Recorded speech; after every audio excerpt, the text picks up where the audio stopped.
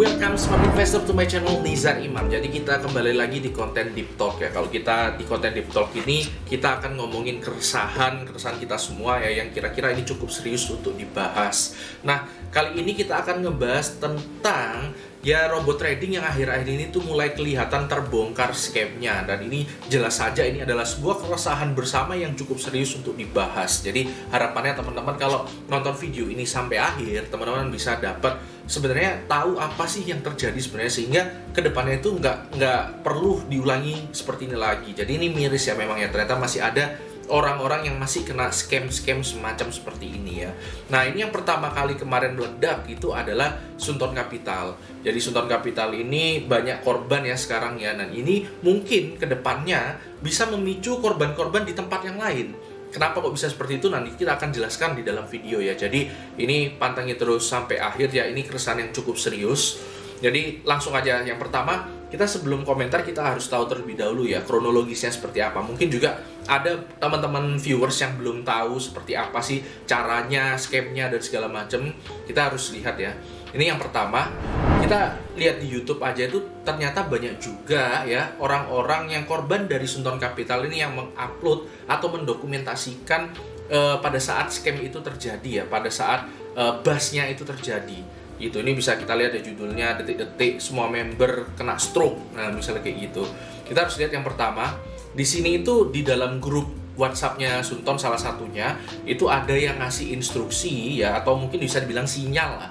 Sinyalnya itu adalah nge-trade di XAG USD seperti ini, dan ini di-trade dari jam 21.25 sampai 21.29. Trade direction-nya itu adalah sell, jadi ini short selling ya. Jadi ini bisa untung kalau misalnya harga XAG USD-nya nanti turun.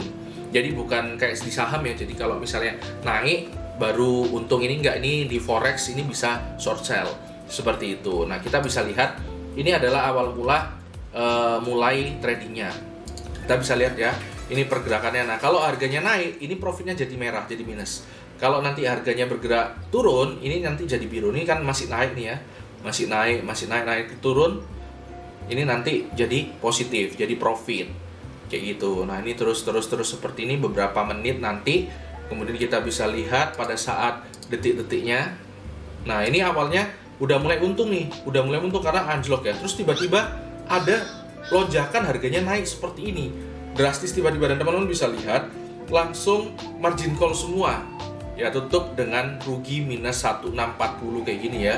Jadi ini langsung naik tiba-tiba, nggak ada angin, nggak ada hujan ya, tiba-tiba naik drastis. Ini nanti bentar lagi bakal naik lagi nih, tiba-tiba ini 28.000 ya.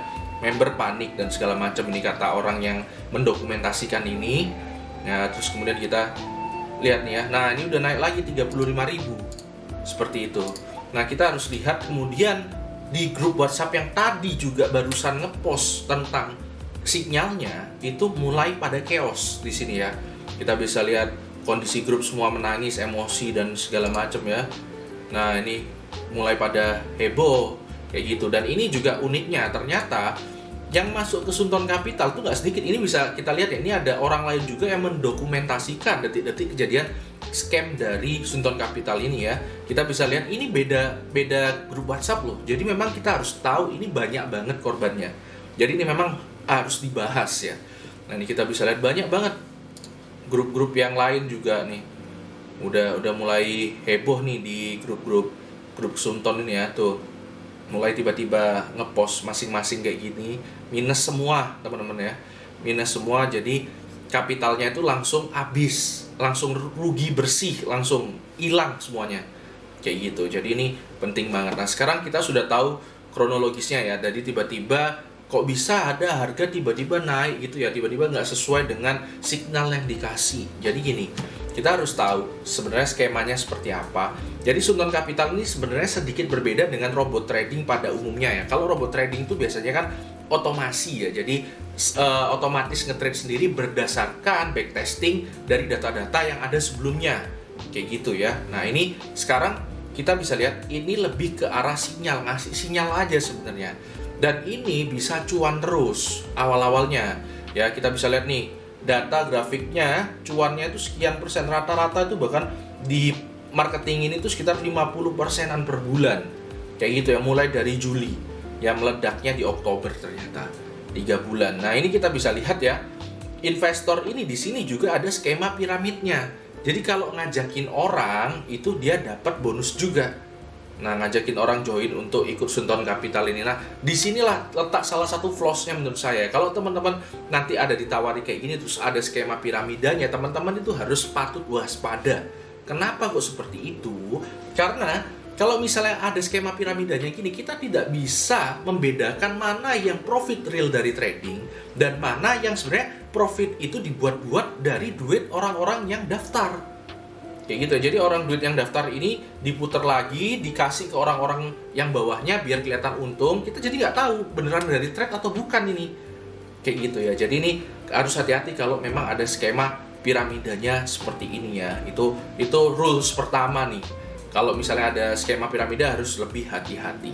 Gitu. Jadi ini kok signalnya bisa bekerja sih? Kok bisa seperti berbulan-bulan itu dapat terus sebelumnya signalnya. Jadi kan orang percaya ya. Nah, kita harus lihat ya.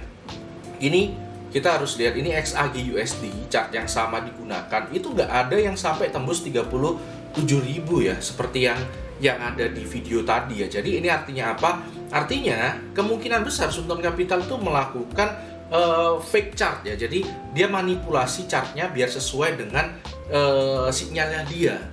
Seperti itu. Jadi selama 3 bulan itu dilakukan seperti itu, makanya ya bisa benar terus orang dia sendiri yang memanipulasi chartnya kok. Kira-kira seperti itulah.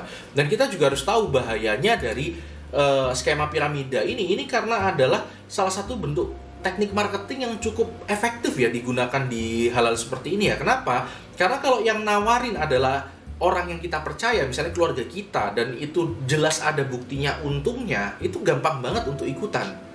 Nah, itu jadi harus waspada ya kita ya. Jadi dengan skema-skema seperti ini, dan ini juga sinyalnya ini bisa dibilang palsu.